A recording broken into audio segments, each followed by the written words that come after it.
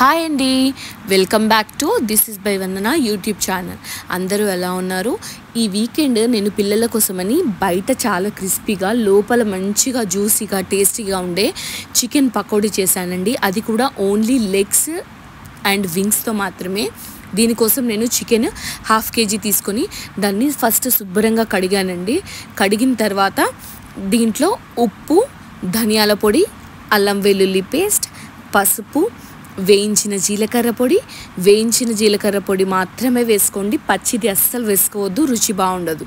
తర్వాత గరం మసాలా, దీని లింక్ నేను డిస్క్రిప్షన్లో మెన్షన్ చేస్తానండి, వాచ్ చేయండి. నేను ఇంట్లోనే తయారు చేసుకున్నాను అనమాట. కారపొడి, ఇది నాటు కారపొడి, చాలా స్పైసీగా ఉంటుంది. మా ఇంట్లో గిర్నీ ఉంది, మీ అందరికీ తెలుసు. మా మామయ్య గారు గిర్నీ పడతారు, సో అక్కడ పట్టించిందనమాట.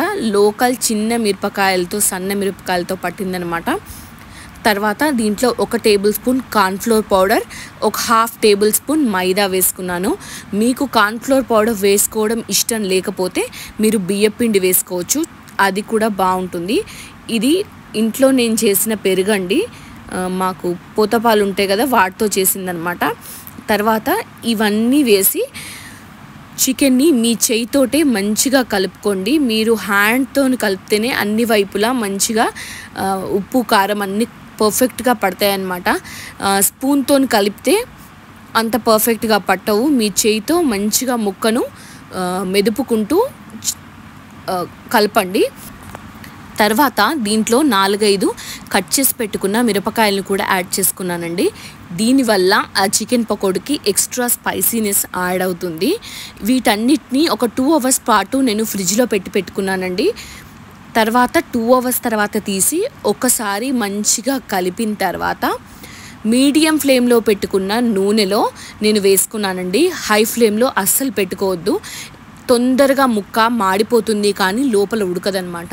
అలా అని లో ఫ్లేమ్లో కూడా పెట్టకండి, క్రిస్పీనెస్ రాదు.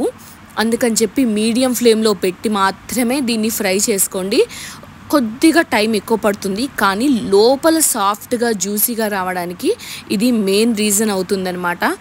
అన్ని వైపులా మెల్లిగా తిప్పుతూ మీడియం ఫ్లేమ్లో ఒకదాని తర్వాత ఒకటి వేసుకోండి. నేను ఇలా 2 వాయిల్ వేసుకున్నానండి. నేను తెచ్చుకున్న 1/2 kg చికెన్కి వింగ్స్ అన్నీ ఒక్కసారి వేసుకున్నాను. తర్వాత లెగ్ పీసెస్ 3 ఒక్కసారి వేసుకున్నాను అనమాట. లెగ్ పీసెస్ కంటే ఎక్కువ వింగ్స్ ఇష్టపడతారు మా వాళ్ళు, పిల్లలు కానీ మా ఆయన కానీ. సో నేను ఎక్కువగా వింగ్స్ పీసెస్ తీసుకున్నాను అనమాట. ఈ వింగ్స్తో పాటు మిర్చి కూడా మంచిగా వేగుతుంది కాబట్టి దాంతో స్పైసీనెస్ బాగా వస్తుంది. నేను ఈ ఆయిల్ని రీయూస్ చేయనండి, ఖచ్చితంగా తీసేస్తాను. మీకు కావాలనుకుంటే మీరు నెక్స్ట్ చికెన్ కర్రీ అలా చేసుకుంటే దాంట్లో వేసుకోవచ్చు, అలా కూడా బాగుంటుంది. కానీ నేను రీయూస్ చేయను, సో నేను తీసేస్తాను. ఎందుకంటే ఫ్రై చేసిన ఆయిల్ హీట్ ఒక స్టేజ్ దాటిపోతుంది కాబట్టి అప్పుడు యూజ్ చేయడం అంత మంచిది కాదు అని నేను తీసేస్తాను. తర్వాత లెగ్స్ కూడా వేసుకొని వీటిని మంచిగా 2 సైడ్లా కలుపుకుంటూ ఫ్రై చేసుకోండి.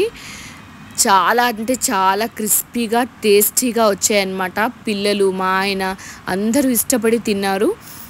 వీడియో మీకు నచ్చితే ప్లీజ్ లైక్ చేయండి.